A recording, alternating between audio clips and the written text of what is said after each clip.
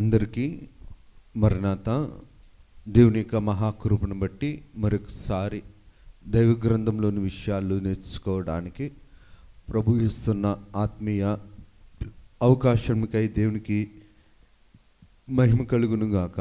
ఆమేన్. లూకా సువార్త 17వ అధ్యాయము 32వ వచనం. లోతు భార్యను జ్ఞాపకము చేసుకొనుడి. లోతు భార్యను జ్ఞాపకము చేసుకొనుడి. ప్రార్థన చేసుకుందాం. సర్వకృపానిధి దయగలిగిన తండ్రి, అధికమైన నీ కృప, అధికమైన మీ దయ, అధికమైన మీ కనికరముతో మమ్మల్ని పోషించుచున్న నిత్య జీవాధిపతి, సత్యము వైపు నడిపించే ప్రేమా కనికరము కలిగిన కరుణామయుడు పరలోకపు తండ్రి, నీ ఘనమైన నామమునకు వందనాలు, స్తుతులు, స్తోత్రములు, ప్రణతులు, వినుతులు, కృతజ్ఞతలు చెల్లించుకొనుచున్నావు. నాదా, సత్యస్వరూపి, ప్రాణేశ్వరుడా, ప్రాణప్రియుడా, మీరు మాతో ఉండుము, వాక్యమును మాకు వినిపించుము. నాయన, నీ దైవచిత్తమైన ఆత్మీయ అనుభవమును మాకు నేర్పించి మీరు మహిమను పొందుమని, మహిమనాథుడును శ్రేష్ఠపాలకుడును ఏకరక్షకుడుగు యేసు నామమున అడుగుచున్నాము తండ్రి. ఆమేన్. త్రిత్వదేవుని దైవాశీర్వాదములు, దైవ తలంపులు, దైవ దీవెనలు ప్రభువు మెండుగా నిండుగా మనెల్లరికి అందింపజేసి ప్రభువు మహిమ పొందును గాక. ఆమేన్. దేవుని యొక్క ఆత్మీయ జీవితంలో విశ్వాస యొక్క జీవితము దేవునికి అంగీకారముగా నడిపించుకోవాలి. అలాగుననే విశ్వాసి కుటుంబము కూడా దేవుని సన్నిధి యందు నిత్యము సాగిలపడే దైవ అనుభవం కలిగిన, అనగా దైవ సహవాసపు అనుభవం కలిగిన కుటుంబముగా ఎదగాలి. బైబిల్ గ్రంథములో దేవుడు భార్యాభర్తలను ఏకపరచడం, ఆశీర్వదించడం, ఫలింపు కలిగిన స్థితిలో ఉంచడం, ఇది దేవుడిచ్చిన ఆశీర్వాదం భార్యాభర్తలకు. ఏ భర్తకైనా, ఏ భార్యకైనా సరే దేవుని యొక్క మాట బ్రతికించేది, కుటుంబాన్ని ముందుకు సిగ్గుకరము కాని స్థితిలో పోషించేది. కానీ పాపము కుటుంబాన్ని సిగ్గుపరుస్తుంది, భార్యాభర్తలను సిగ్గుపరుస్తుంది. పాపము, పాప ఫలితము భార్యాభర్తలను ఎడబాటు చేయటమే కాదు, తరువాత తరాలను కూడా భ్రష్టత్వపు స్థితిలో ఉంచుతుంది. తరువాతి తరాలను భ్రష్టత్వపు స్థితిలో ఉంచే స్థానము కలిగిన స్థితి ఎవరిది అంటే ఈ యొక్క లోతు భార్యది.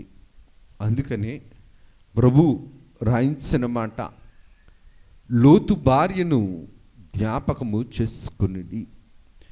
దేవుడే స్వయంగా అన్నమాట. ఎందుకు లోతు భార్యను మనం జ్ఞాపకం చేసుకోవాలి? లోతు భార్యలో చెప్పుకోదగినవి ఏమీ లేవు, కానీ అవి మన చెంత నుండేటప్పుడు మనం మనలో ఉండకుండా దూరము చేసుకోవలసినవి ఉన్నాయి. లోతు భార్యను మనం జ్ఞాపకం చేసుకుంటే మన బుద్ధి మనకు కనబడుతుంది, మన స్థితి మనకు వినబడుతుంది. చూడండి, భూలోకంలో మనం కొద్దిమందిని మనం చూస్తూ ఉండేటప్పుడు వీరికిలాగా మనం ఉండకూడదు అని అనిపిస్తుంది. వీరికిలాగా కొంతమంది తింటుండేటప్పుడు వీరికిలాగా మనం తినకూడదు, వీరికిలాగా మనం మాట్లాడకూడదు అని ఒక అవివేకపు స్థితి ఎదుటివారిలో మనం చూసి మనం ఏం చేస్తామంటే మన యొక్క స్థితిని మనం జ్ఞాపకం చేసుకుంటాం, మన యొక్క స్థితిని మనం సరి చేసుకుంటాం. అలాగే లోతు భార్య విషయంలో కూడా దేవుడు అంటున్న మాట ఏంటనిస్తే, లోతు భార్యను జ్ఞాపకము చేసుకునుడి. ఎందుకు జ్ఞాపకం చేసుకోవాలి? లోతు భార్యలో ఉన్నటువంటి ప్రతికూల పరిస్థితులు మన జీవితంలో అవి మనలో ఉంటే మనం కూడా వాటిని వదిలించుకునే వారముగా ఉండాలి, కానీ విడిపించుకునే వారముగా ఉండాలి. కానీ ఆ ప్రతికూల పరిస్థితుల వైపు మనం వెంటాడి ప్రయాసపడే వారముగా మనం ఉండకూడదు. ఏంటి ఇంతకీ లోతు భార్యలో ఉన్న పాపపు ప్రత్యేకత అంటే గనక, దేవుని యొక్క ఆత్మీయ కార్యక్రమమును జాగ్రత్తగా గమనిస్తే ఆదికాండము 19వ అధ్యాయము 26వ వచనంలో మనం చూడగలిగితే గనక, లోతు భార్య యొక్క విశ్వాస జీవితము అనకూడదు కానీ భ్రష్టత్వపు బ్రతుకు తన యొక్క జీవితంలో ప్రతి మనిషికి భూమి మీద పుట్టిన వానికి సమాధి ఉంటుంది. కానీ లోతు భార్యకు ఏమి లేదనిసనంటే సమాధి లేదు. సమాధి లేని ఒక భార్య ఉంది అని అంటే గనక అదెవరు అనిసనంటే లోతు భార్యే. ఎందుకు లోతు భార్య సమాధి లేని లోతు భార్యను ఎందుకు జ్ఞాపకం చేసుకోవాలనిసనంటే, తను చనిపోయినప్పుడు తన బిడ్డలు కూడా తన దగ్గరకు రాలేకపోయారు. కట్టుకున్న భర్త కూడా తన దగ్గరకు రాలేకపోయాడు. ఏ వ్యక్తి వచ్చి కూడా తనను రక్షించలేని భయంకరమైన పాపపు ఉగ్రత దుస్థితిలో దుర్మార్గపు నిర్జీవమైన స్థితి లోతు భార్యది. లోతు భార్య చావు ఎవరికి రాకూడదు, ఏ భార్యకు కూడా రాకూడదు అని భార్యలైన వారు ప్రార్థన చేసుకోవాలి. ఎందుకనిసనంటే తను చస్తే భర్త దగ్గరికి రాలేకపోయాడు, బిడ్డల దగ్గరికి రాలేకపోయారు. తను ఆశించిన పట్టణంలో ఏ ప్రజలు, ఏ పౌరుడు కూడా, ఏ జనము కూడా, ఏ మనిషి కూడా తను చస్తే తనతోటి లేరు. అంతటి పాపపు ఉగ్రత కలిగిన పాపపు భ్రష్టత్వపు చావు ఎవరిదనిసరంటే లోతు భార్యది. ఎందుకు లోతు భార్యను జ్ఞాపకం చేసుకోమంటున్నాడు అనిసరంటే, లోతు కోరుకున్న అనగా లోతు భార్య కోరుకున్న పట్టణము సొదొమ గొమొర్ర పట్టణాలు. ఇవి దేవుని ఏర్పాటులో లేని పట్టణాలు, దేవుడి ఆలోచనలో ఇవి నాశనమైపోవాలనుకున్న పట్టణాలు. కానీ ఈ నాశనమైపోతున్న ఈ సొదొమ గొమొర్ర పట్టణాల వైపు ఈమె మనస్సు ఉండిపోయింది. అనగా ఒక మాటలో చెప్పాలంటే ఆనాటి కాలంలో స్వయం సంపర్కము కలిగిన పట్టణాలు ఈ సొదొమ గొమొర్ర పట్టణాలు. అంతరంగంలో మంచి ఉంటే మంచిని చేర్చుకుంటాం, అంతరంగంలో చెడుంటే చెడుని చేర్చుకుంటాం, అంతరంగంలో భక్తి ఉంటే భక్తిని చేర్చుకుంటాం, అంతరంగంలో భ్రష్టత్వపు బుద్ధి ఉంటే భ్రష్టత్వపు స్థితిని చేర్చుకుంటాం. ఇప్పుడు ఒక పట్టణము సొదొమ గొమొర్ర పట్టణాలు, స్వయం సంపర్కం కలిగిన పట్టణాలు ఈ ప్రాంతంలో తను ఉండాలని నివాసము చేయాలని కోరుకుంటుందంటే లోతు ఆ భార్య యొక్క ఆలోచన ఏ స్థితిలో ఉందో మనం పరీక్షించుకోవలసిన వారమై ఉన్నాం. ఎందుకు ఈ మాటను నేను జ్ఞాపకం చేస్తున్నాననిసనంటే, లోతు భార్యను జ్ఞాపకం చేసుకునే ముందు మనం ఏ స్థానములో ఉన్నాం, ఏ ప్రదేశములో ఉన్నాం, ఏ ప్రాంతములో మనం ఉన్నాం? బలాత్కారము చేయబడిన ప్రాంతములో ఉన్నామా? పాపము పరిపక్వమైన ప్రాంతములో ఉన్నామా? పాపము విచ్చలవిడిగా విలాసవంతంగా ఉంటున్న ప్రాంతంలో ఉన్నామా? పాపానికి ద్వారాలు తెరిచే ప్రాంతంలో మనమున్నామా? పాపాన్ని విస్తారముగా చేసే ప్రాంతంలో మనమున్నామా అని మనం జ్ఞాపకం చేసుకుంటే మన స్థానము లోతు భార్య స్థానమో కాదో మనం గమనించుకోగలం. ఎందుకు ఈ మాటను నేను జ్ఞాపకం చేస్తున్నాననిసనంటే, లోతు కుటుంబానికి దేవదూతలు వచ్చారు, రక్షించడానికి వచ్చారు, విమోచించడానికి వచ్చారు, విడుదల చేయడానికి వచ్చారు. ఆ యొక్క భస్మమైపోయే దుస్థితి నుంచి తప్పించడానికి దేవుడు దేవదూతలను పంపించాడు. దేవదూతలు భక్షించగలవు, శిక్షించగలవు. దేవదూతలు రక్షించగలవు కూడా. ఇవి భక్షించడానికి రాలే, శిక్షించడానికి రాలే. ఈ దేవదూతల గారు ఎందుకు వచ్చారనిసనంటే, లోతు కుటుంబాన్ని, లోతు భార్యను బయటకు ఈ ఉగ్రత ప్రాంతము నుంచి, పాప ఫలితము కలిగిన, పాపము పరిపక్వమైన ఈ సొదొమ గొమొర్ర పట్టణాల నుంచి విడుదల చేయటానికి విమోచన చేయటానికి తీసుకుని దేవుడు పంపించాడు.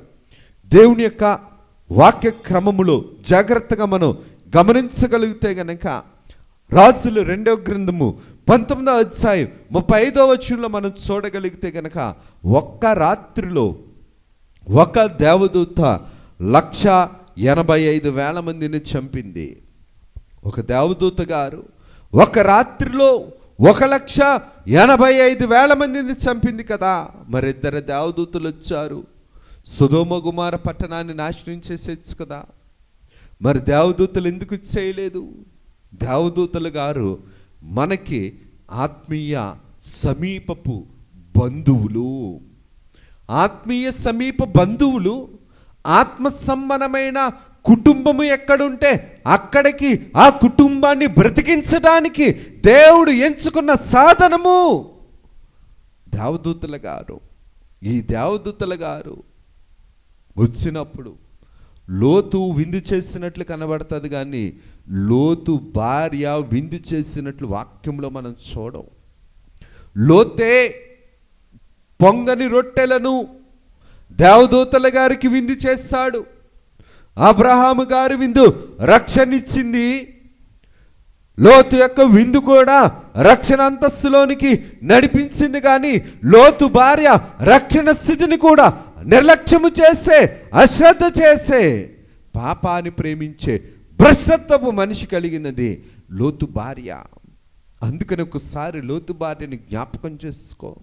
నీ కుటుంబంలో నువ్వు భార్యగా ఉంటే గనక, నీ కుటుంబంలో యజమానురాలుగా ఉంటే కనుక, దేవుడు పంపించిన వారిని, దేవుడు పంపిస్తున్న దేవదూతలను గౌరవించలేని అమర్యాద కలిగిన బ్రతుకు లోతు భార్యది.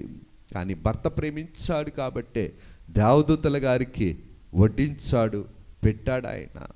ఎందుకు ఈ మాటని నేను జ్ఞాపకం చేస్తున్నానంటే, లోతు భార్య భయము లేని, భక్తి లేని జీవితం, లోకము మీద వ్యామోహం, స్థలాల మీద, ఫలాల మీద, లోకము మీద వ్యామోహం కలిగిన, మోసం చేసుకునే దుస్థితి కలిగిన, భ్రష్టత్వం హృదయం కలిగిన భార్య లోతు భార్య. లోతు భార్యలో జాగ్రత్తగా గమనిస్తే గనక, దేవుని యొక్క వాక్య ప్రకారం మనం గమనిస్తే గనక,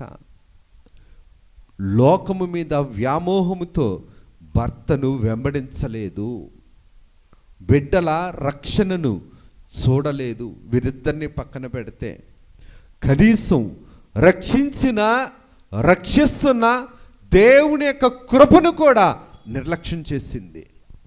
దేవుని యొక్క ప్రేమను వ్యర్థపరిచింది, దేవుని కాపుదలను సిగ్గుపరిచింది.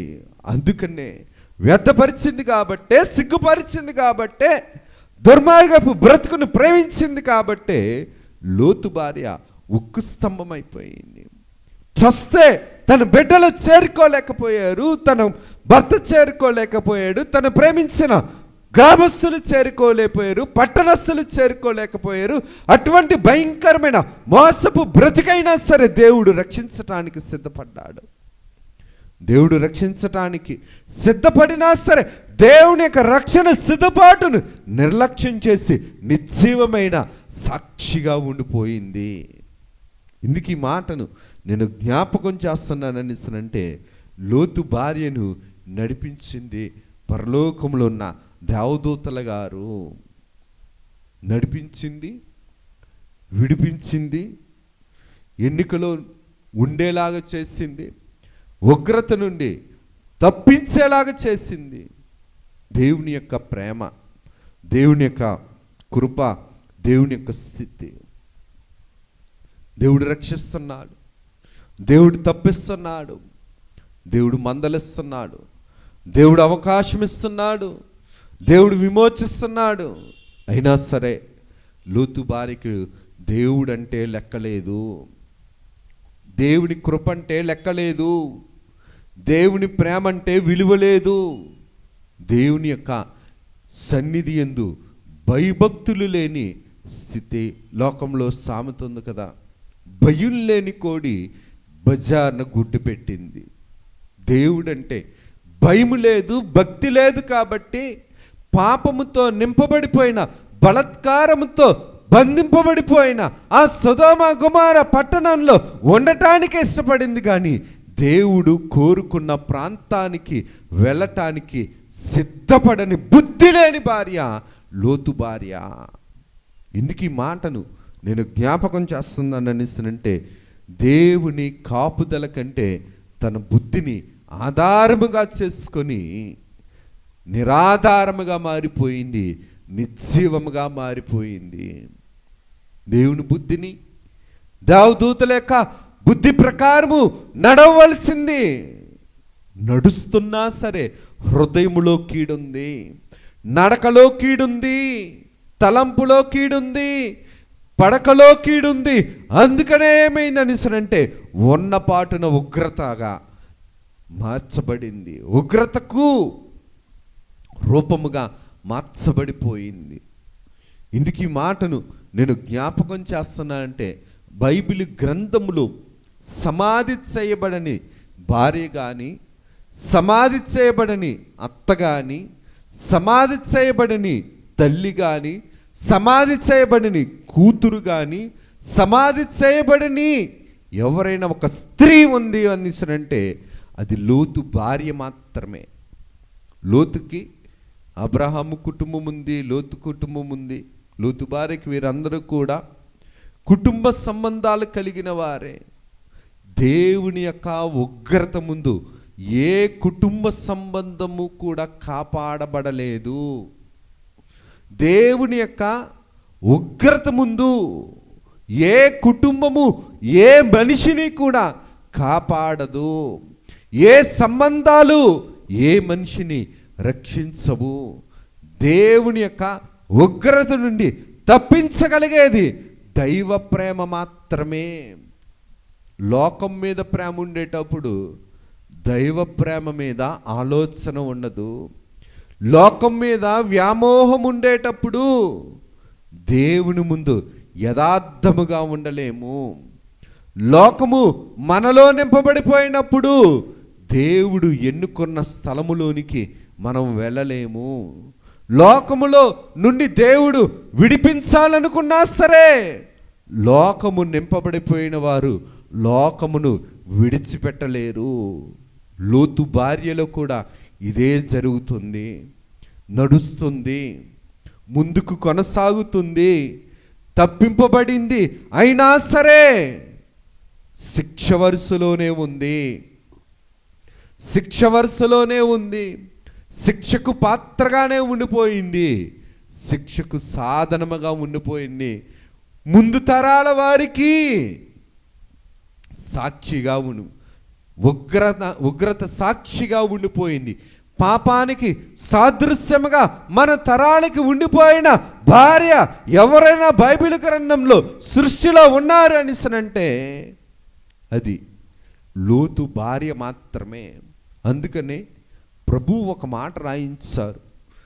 దేవుడు కాపాడుతుండేటప్పుడు దేవుడు కాపుదలను విలువ తక్కువగా చూస్తే, దేవుడు రక్షిస్తుండేటప్పుడు దేవుడు రక్షణను విలువ తక్కువగా చూస్తే, దేవుడు సంరక్షించి పోషిస్తుండేటప్పుడు దేవుడు సంరక్షణను పోషణను విలువ తక్కువగా చూస్తే, ప్రభువు రాయించిన మాట, తన ప్రాణమును రక్షింపకొనుగోరువాడు దానిని పోగొట్టుకొనును, దానిని పోగొట్టుకొనువాడు దానిని సజీవముగా కాపాడుకొనును.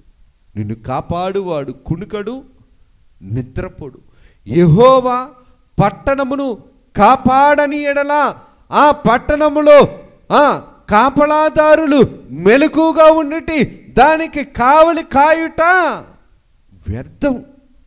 ఇదే లోతు యొక్క భార్య జీవితంలో మనం జాగ్రత్తగా గమనిస్తే, సొదొమ గొమొర్రా పట్టణాలు వ్యభిచారంతో నింపబడ్డాయి. సొదొమ గొమొర్రా పట్టణాలు మత్తుమానియ పదార్థాలతో నింపబడ్డాయి. సొదొమ గొమొర్రా పట్టణాలు స్వలింగ సంపర్కముతో నింపబడ్డాయి. సొదొమ గొమొర్రా పట్టణాలు పాపానికి పట్టణముగా మారింది. దేవునికి స్థానమివ్వని పట్టణము, పరిశుద్ధతను కోరని పట్టణము, పాప పతనానికి స్థానము కలిగిన పట్టణము, పరిశుద్ధులు ఎన్నికలో లేని పట్టణము, పరిశుద్ధులను కోరని పట్టణము, పరిశుద్ధతను చేరని పట్టణము, పరిశుద్ధతను ప్రేమించని పట్టణస్థులు సొదొమ గుమార పట్టణస్థులు. అలాగే లోతు భార్య కూడా ఉంది. అందుకనే లోతు భార్య ఉక్కు స్తంభమయ్యింది. ఉక్కు స్తంభమయ్యింది అనిస్తానంటే నిర్జీవ స్థితిలోనికి దిగజారిపోయింది.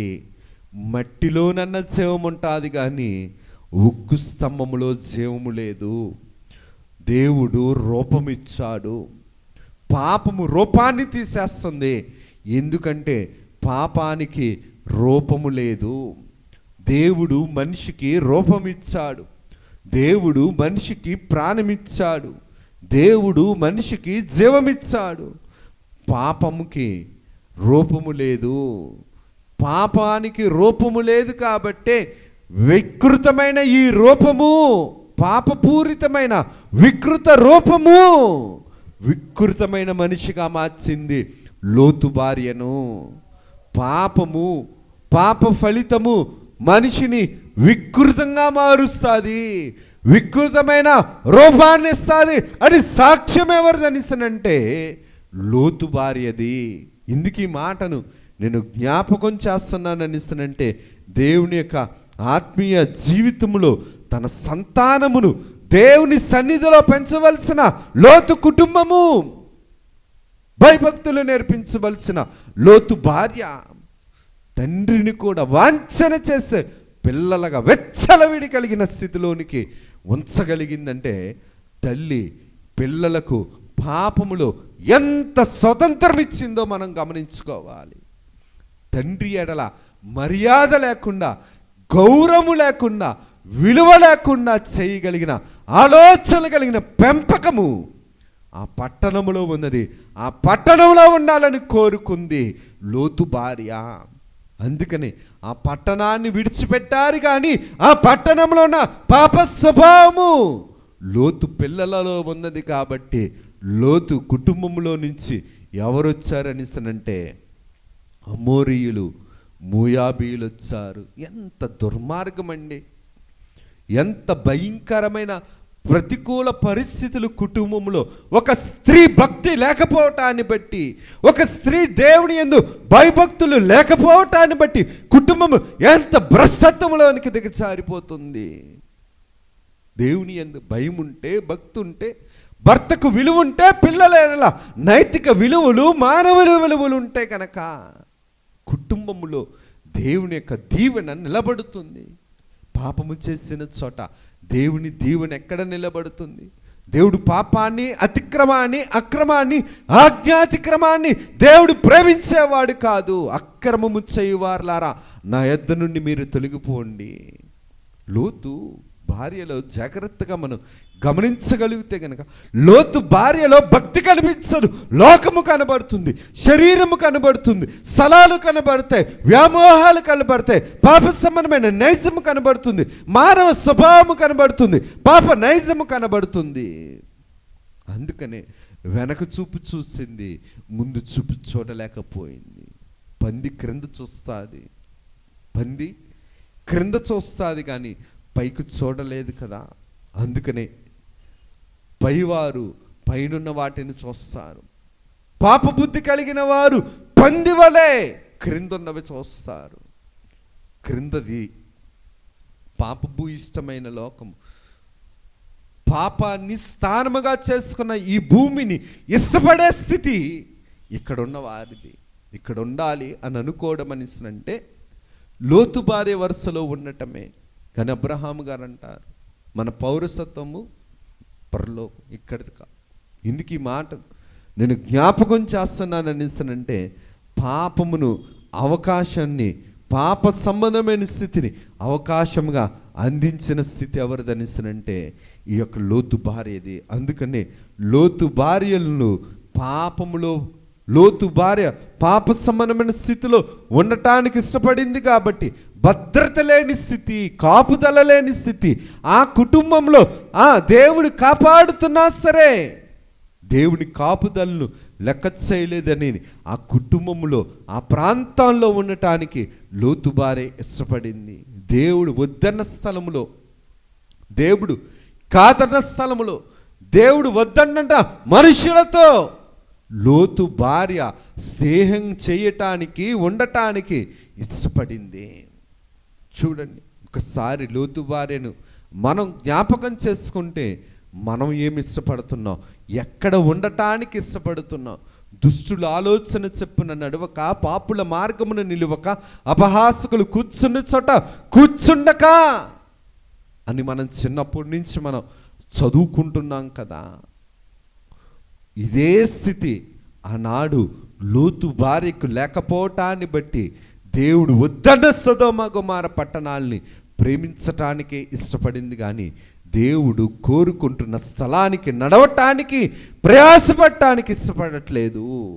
దేవుని మాటను కష్టంగా అనుకుంది, దేవుడు ప్రయాసను ఇష్టపడలేకపోయింది, దేవుడు కొనసాగిస్తున్న ప్రయాణాన్ని తన నైజపు దాపు చేసేసింది, పాపపు స్వభావము అడ్డంగిగా ఉండిపోయింది. అందుకనే లోతు భార్య ఒక్క స్తంభమైపోయింది. కానీ బైబిల్ గ్రంథంలో దేవుని యొక్క ఆత్మను బట్టి, దేవుని యొక్క కార్యక్రమాన్ని బట్టి చూడగలిగితే గనక అబ్రహాము గారి కుటుంబం దేవుని వంశావళిలో విశ్వాస సంతానపు స్థితిలో ప్రజ్వరులతో ఉంటే, లోతు సంతానము పాపపు భ్రష్టత్వంలో పతనమైపోతూ ఉంటుంది నేటికి కూడా. బైబిల్ గ్రంథములో 3 కుటుంబాలను మనం చూస్తే గనక, బైబిల్ గ్రంథంలో 3 కుటుంబాలు కూడా మన కుటుంబం ఆ 3 వరుసల్లో ఏ వరుసలో ఉందో మనం గ్రహించుకోవలసిన వారమై ఉన్నాం. మొదటి కుటుంబం అబ్రహాము, శారా, దేవుని యందు భయభక్తులు కలిగిన కుటుంబం, దేవుని మాటను, సన్నిధిని, సింధూర సన్నిధిని విడనాడని కుటుంబం, సింధూర సన్నిధి ద్వారా దేవుని యొక్క దైవ ప్రత్యక్షతలు పొందుతూ పరిమళించిన కుటుంబం, విశ్వాసుల వారసులు కలిగిన కుటుంబం అబ్రహాము కుటుంబం. కానీ దేవుడు వద్దన్న సంతానం హాగరు సంతానం. హాగర్కే భర్త లేడు, ఉన్నా సరే ఉన్నాడు అని అనుకోవడమే కానీ దేవుని దృష్టిలో భర్త లేడు. వద్దనుకున్నాడు దేవుడు. హాగర్కి స్థిరమైన, నీతి కలిగిన, దేవునికి అంగీకారమైన భర్త లేడు. కానీ పిల్లల్ని కనింది. ఏ సంతానమయ్యారు? ఇస్మాయేలు సంతానమయ్యారు. లోతుకు భార్య లేదు. అక్రమముగా తన సంతానముతో సంతానాన్ని కొన్నాడు. ఏమయ్యాడని అంటే పాపపు భ్రష్టత్వపు సంతానాన్ని కన్నాడు. అబ్రహాము కుటుంబమేమో భార్యాభర్తలు ఇద్దరూ చక్కగా ఉన్నారు, దేవుని సన్నిధిలో ఉన్న కుటుంబం. ఇది ఈనాడు ఎలాగుంది? భర్త లేని హాగర్ కుటుంబం. హాగర్కు కూడా పిల్లలు ఉన్నారు, కానీ హాగర్ కుటుంబం ఎలాగుంది? లోతు కుటుంబంలో భార్య లేదు, పాప సంతానం. ఈ కుటుంబం ఈనాడు ఎలాగుంది? ఈ 3 కుటుంబాలు ఆనాడు అబ్రహాము గారి జీవితంలో ఈనాడు మన సమాజంలో మన కుటుంబాన్ని కూడా మనం లెక్కేసుకుంటే మన కుటుంబము ఏ వరుసలో ఉంది? మన కుటుంబమును ఏ వరుసలో మనం దైవ సన్నిధి యందు మనం ఉంచగలుగుతున్నాం? దైవ సన్నిధి యందు మనం నడిపించగలుగుతున్నాం? మనల్ని మనం గమనించుకోవలసిన వారమై ఉన్నాం. ఎందుకు ఈ మాటను నేను జ్ఞాపకం చేస్తున్నానంటే, శారమ్మ, దావీదు, క్షమించండి, శారమ్మ గారు, అబ్రహాము గారు ఇద్దరు కూడా కన్నీటి ప్రార్థనలు చేశారు. ఇద్దరు కూడా ఉపవాస ప్రార్థనలు చేశారు. ఇద్దరు కూడా వాగ్దానమెత్తి ప్రార్థనలు చేశారు. వాగ్దాన వారసులయ్యారు. దేవుని వాగ్దాన ప్రజలయ్యారు. దేవుడు వద్దన్న సంతానము బ్రతకాలనుకున్నారు. దేవునికి విరోధమైన సంతానముగా ఇష్మాయేలు సంతానం నేటికి యుద్ధాలు జరుగుతున్నాయి, నేటికి కొట్టుకుంటున్నారు. దేవుడు వద్దన్నా సరే దేవుడు అవకాశం ఇస్తున్నాడు సంతానానికి, అయినా సరే తిరుగుబాటు మానటం లేదు.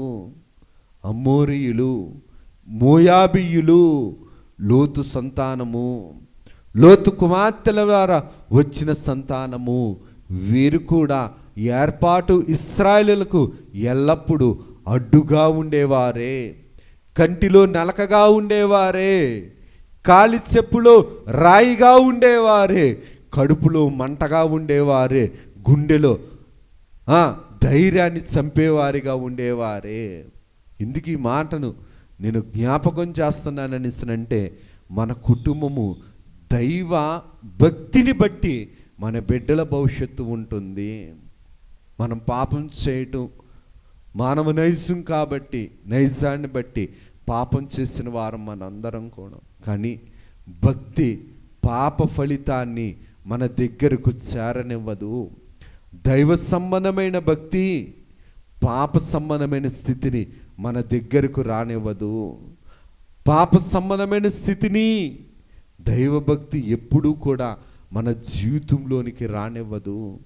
లోతు భార్యను ఎంత కనికరించినా, ఎంత ప్రేమించినా, ఎంత విలువిచ్చినా, ఎంత కాపుదల చేసినా సరే లోపల బుద్ధి బూడిద స్థితిలోనికి నడిపించింది, రాయి స్థితిలోనికి నడిపించింది, నిర్జీవ స్థితిలోనికి నడిపించింది.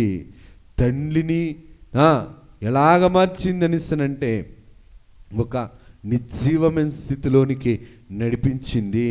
ఎందుకు ఈ మాటను నేను జ్ఞాపకం చేస్తున్నాననిసనంటే, ఏ భార్య కూడా దేవుని యొక్క వాక్య ప్రకారము మనం చూడగలిగితే గనక ఏ భార్య కూడా బైబిల్ గ్రంథంలో ఇంత భయంకరమైన చావు లేదు.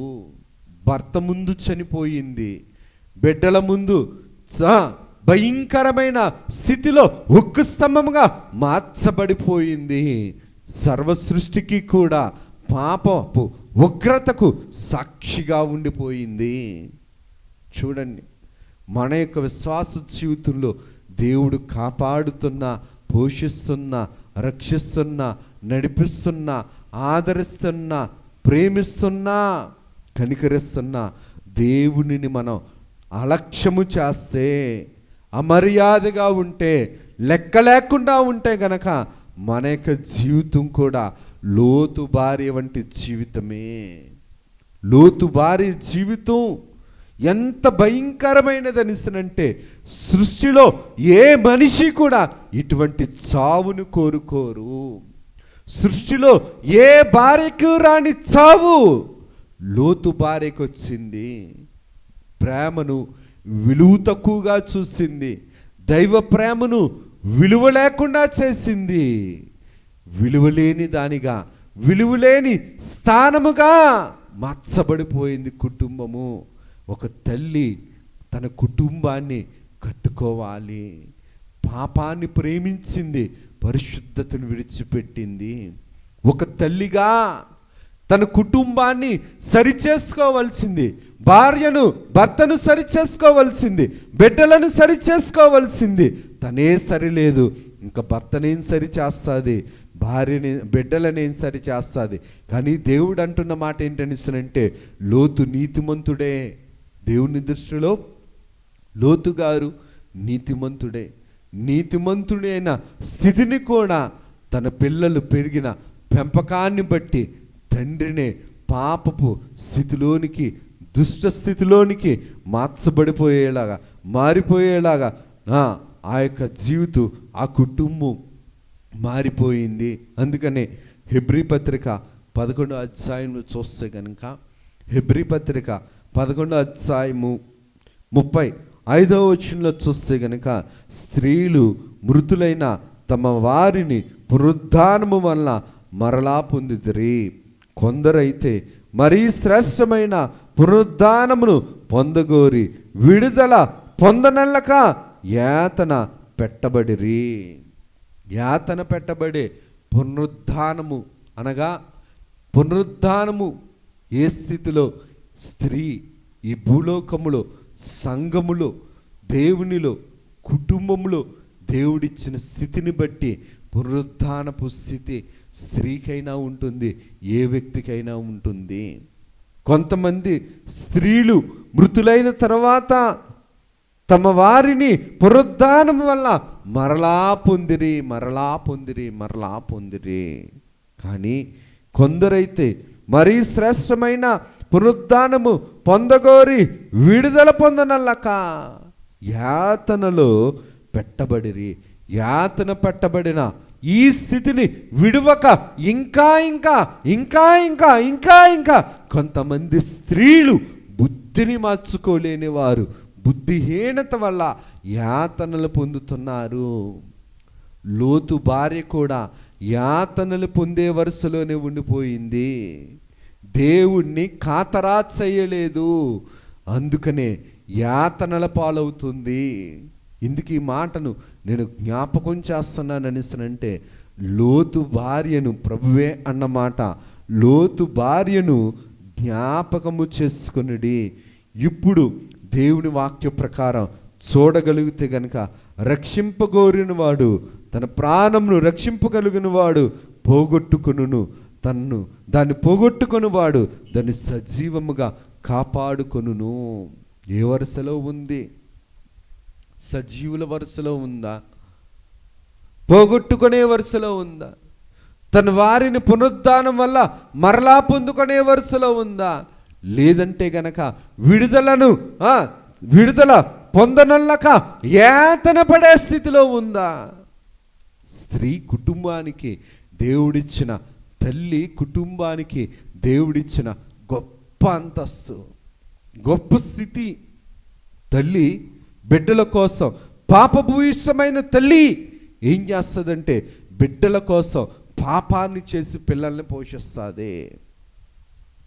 లోక సంబంధమైన తల్లి, పాప భ్రష్టత్వపు కలిగిన తల్లి తప్పు చేసైనా సరే పిల్లలు బ్రతకాలనుకోండి. కానీ వాక్యం ఏం చెబుతుందనిస్తే, నువ్వు తప్పు చేస్తే అది నీ పిల్లల మీద 3-4 తరాలు ఉంటుందని, తండ్రుల పాపాలు ఉంటుందని ప్రభువు చెప్తున్నాడు.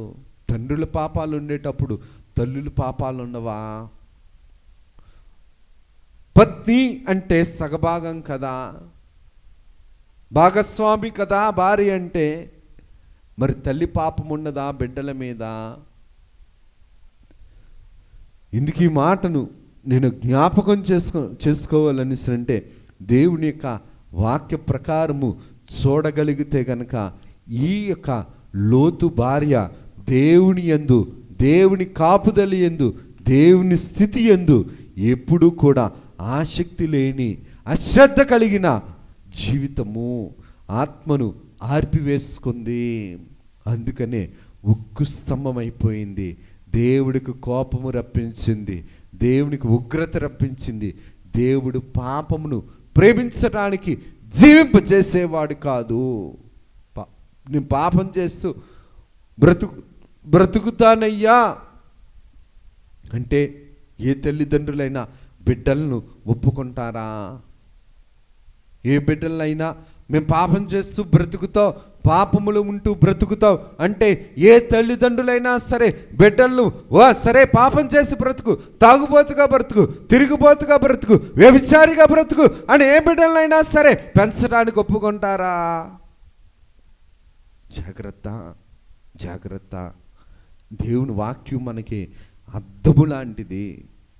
అద్దములో మన బ్రతుకు కనబడుతుంది, మన భవిష్యత్తు కనబడుతుంది, మనం సరిచేసుకోవలసినవి కనబడతాయి, మరి సరవ్వలసినవి కనబడతాయి. దేవుడి కొద్ది మాటలను మన వినికిడిలో దీవించి ప్రభువు మహిమ పొందును గాక. ఆమె చిన్ని ప్రార్థన చేసుకుందాం. సర్వోపకారుడా, సర్వశక్తిమంతుడా, నీకు వందనాలయ్యా. నువ్విచ్చిన రక్షణను నిలుపుకొని సద్వినియోగం చేసుకొని ఆ శక్తిని మాకు దయచేయండి, ఆలోచన మాకు దయచేయండి, ఆత్మీయ భద్రతను మాకు దయచేయండి. నాయనా పరిశుద్ధాత్మ తండ్రి గారి యొక్క నడిపింపును మాకు దయచేసి మీరే మహిమను పొందుమని నాయనా నీ అంతరంగంలో మమ్మల్ని నిత్యము జ్ఞాపకం చేసుకొని తండ్రి దగ్గర మీరు చేర్చున్న విజ్ఞాపన ప్రార్థనలలో నాయనా మేము పాప ఫలితముల నుంచి విడుదల పొంది నీ వలే పరిశుద్ధులకి నీ ఉండు స్థలంలో మీరు చేరగలిగే గొప్ప ధన్యత మాకు దయచేసి మీరు మహిమను పొందుమని యేసునామమున అడుగుచున్నాము తండ్రి, ఆమేన్. త్రిత్వదేవుని దీవెనాశీర్వాదములు, శుభములు, మేలులు, ఉపకారాలు ప్రభువు నిండుగా మెండుగా మనకు అనుగ్రహింపచేసి తన ఆత్మ బలముతో ప్రభువు దైవాత్మ సమయమైన వారిగా ప్రభువు మలచుకుని ప్రభువు మహిమ పొందును గాక. ఆమేన్. అందరికీ మరణాత.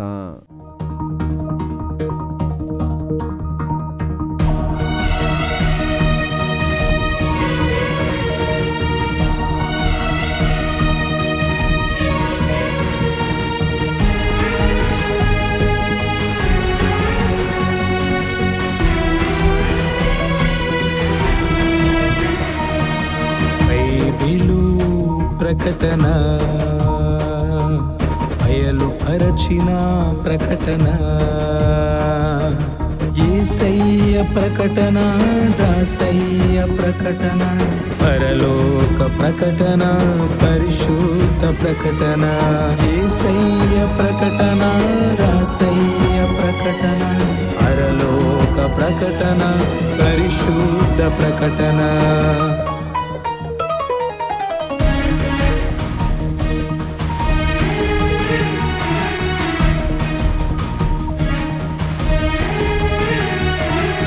ప్రకటన బైబిలు ప్రకటన,